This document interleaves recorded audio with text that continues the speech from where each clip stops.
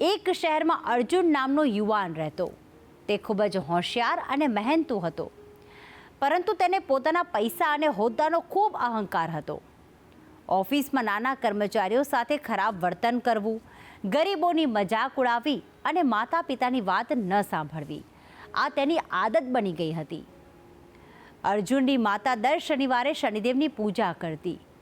તેઓ ઘણીવાર દીકરાને સમજાવતા કે બેટા, માણસે ક્યારેય ગર્વ ન કરવો જોઈએ, સમય બદલાતા વાર નથી લાગતી. પણ અર્જુન હસીને કહેતો કે આજના સમયમાં મહેનત કામ આવે છે, ભગવાન નહીં.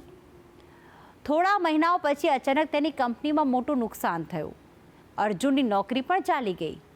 જે મિત્રો રોજ તેની આસપાસ ફરતા હતા એ બધાએ સાથ છોડી દીધો, અને થોડા સમયમાં જ બેંકનું લોન વધવા લાગ્યું અને ઘર વેચવાની નોબત આવી ગઈ. એક દિવસ ખૂબ નિરાશ થઈને અર્જુન રસ્તા પર બેઠો હતો. ત્યાં એક વૃદ્ધ આવ્યા. તેણે અર્જુનને પાણી આપ્યું અને પૂછ્યું કે કેમ આટલો દુઃખી છે. અર્જુને પોતાની આખી વાત કહી દીધી.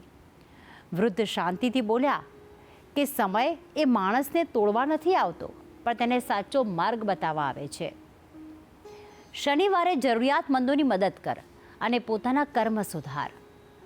અર્જુનને આ વાત હૃદયમાં લાગી ગઈ અને બીજા દિવસથી તેણે બદલાવ શરૂ કર્યો.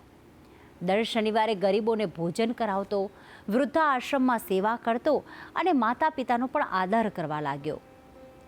ધીમે ધીમે તેનું મન હવે શાંત થવા લાગ્યું. થોડા મહિનાઓ પછી તેને નવી કંપનીમાં નોકરી મળી, જે પહેલાં કરતાં પણ સારી હતી. આ વખતે અર્જુન ખૂબ નમ્ર બની ગયો હતો. એક શનિવારની રાત્રે તેને સ્વપ્ન આવ્યું અને સ્વપ્નમાં દિવ્ય પ્રકાશ વચ્ચે શનિદેવ પ્રગટ થયા. તેઓ બોલ્યા કે અહંકાર માણસને અંધ બનાવે છે.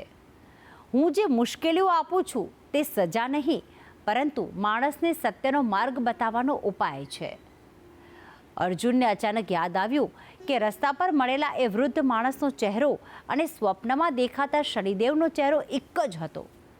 તેની આંખોમાં આંસુ આવી ગયા અને બીજા દિવસે તેણે માતાના ચરણ સ્પર્શ કર્યા અને કહ્યું કે હવે સમજાયું કે ભગવાન મુશ્કેલીમાં છોડતા નથી, પરંતુ માણસને બદલવા આવે છે.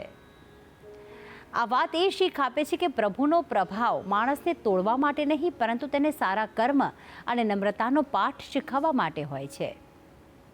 અને હવે આ વાત એક સુવિચાર દ્વારા પણ સમજી લઈએ.